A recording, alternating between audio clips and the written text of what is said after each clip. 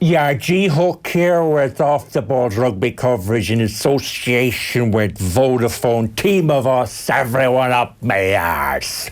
Well, of course, Ireland's prize for losing to Japan in the pool stages is a meeting in the quarter-finals with the back-to-back world champions and the best team on the planet by some distance.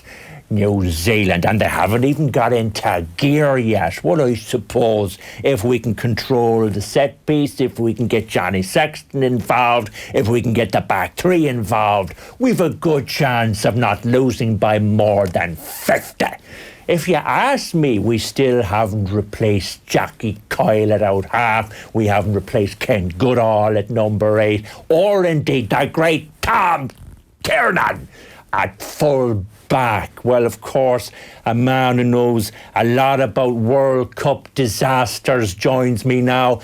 Eddie O'Sullivan. Eddie, of course, you were in charge of the great disaster in 2007 for Ireland. And of course, you were USA Eagles coach in 2011. And in the warm-ups for that particular World Cup, you were defeated 87 points to 8 by the England Saxons, effectively the England B team. I'd call that a bit of a pasting. Would you, Eddie? Well, I wouldn't say that. We had a poor ref really on the day, a few harsh calls that could have really turned the game for us. We gave them a damn good rattle, and they are vulnerable. The England Saxons, when you put it up to them. Yeah. And did you put it up to them, Eddie? Well, yeah, they really only pulled away from us in the last 68 minutes. Yeah, well, Johnny Sexton, of course, in the press conference was saying couldn't understand the negativity, the criticism, comparing this Ireland team with the disaster of 2007. Couldn't remember the date there for a second. When you were Ireland coach, Eddie, when we just squeezed past Namibia, didn't we? Just squeezed past them, Eddie. Yeah, but George, we won at the end of the day, a win is a win. You've been quite critical of Joe Schmidt, though, haven't you, Eddie? But I suppose one thing he has done is he's used his entire squad. You didn't really believe in the squad system. You had your favourite 15, which came back to bite you on the posterior. You didn't pick Heaslip. You dropped Hickey for Gavin Duffy against Argentina. And, of course, you famously dropped Jordan Murphy, who was described by many as the George Best of international rugby.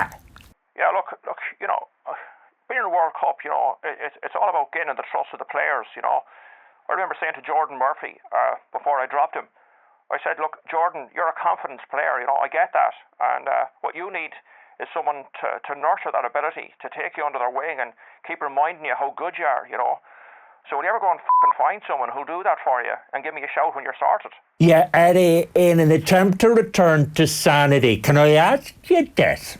How can Ireland defeat this New Zealand side, Yeah, well, it's all about the nuts and bolts. The nuts and bolts up front, earn you the right to go wide, the soft touches and the hard edge, get the job done.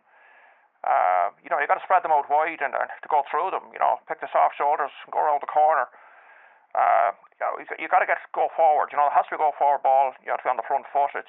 If it's not, you got to dig your heels in, and otherwise you spend most of the time going backwards on your toes. You can't grate cheese with a rope, Yeah, Eddie, they say you learn more from your defeats than your victories. You must be a genius. But what does it all mean, Eddie? What does it all mean at the end of the day, Yeah, what does it mean? I mean, that's a $6 million question, isn't it? I remember saying to the lads in Biarritz just before I resigned, I said to them, I just looked at them and I said, look, you can't tell if a kiwi is ripe by looking at a banana, I mean, you can't wear gloves on your feet, Sometimes you got to cook what you have in the pan before you throw in the garlic, You got to make sure the raft is anchored before you jump off the canoe. You can't wear socks in your hands, I mean, a lighthouse isn't a windmill without arms, And they knew what I meant by that, which was relief, I can tell you. That's all I can tolerate from you, Eddie. That's enough of the old God's wallop. Well, we leave it there. So, and of course, Eddie will be omnipresent throughout the rest of the World Cup. In fact, you won't be able to turn on any device without hearing his voice or seeing his mush. Thank you, Eddie. What a gob. How come I'm not on the telly anymore? I've certainly got the face for it, like. What happened there?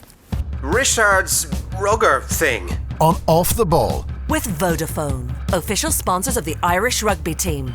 Team of us. Everyone in.